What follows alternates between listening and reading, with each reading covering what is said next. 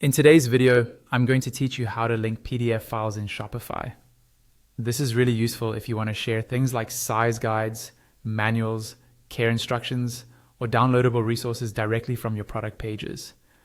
I'll walk you through the exact process step by step so you can follow along in your own store. First, sign into your Shopify dashboard. This is your main admin area where you manage everything for your store. Once you're on the dashboard home screen, look for the menu on the left-hand side. From that left-hand menu, click on Content. This is where Shopify stores things like files and other content assets for your store.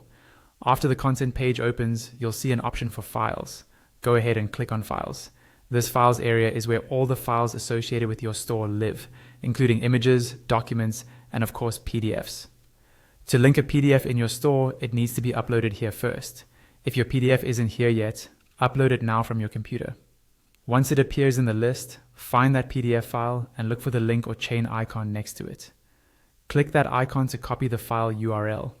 This is the direct link to your PDF and we'll use it in the product description. Next, head back to the left-hand menu and click on Products. This will bring up a list of all the products in your store. Choose the specific product where you want customers to access the PDF and click on that product to open its details.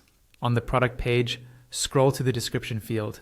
Click into the description, then either highlight existing text you want to turn into a link, like download size guide, or type some new text you'd like to hyperlink. With the text selected, click the insert link icon in the toolbar above the description. A small window will pop up. In the field that says something like link to, paste the URL you copied earlier from the files page. Just below that, type a link title. This is usually a short label that describes the link, and it can help with accessibility and clarity. For example, Product Manual PDF or Download Care Instructions. Once that's filled in, click on Insert Link. You'll see your selected text in the description now appears as a hyperlink.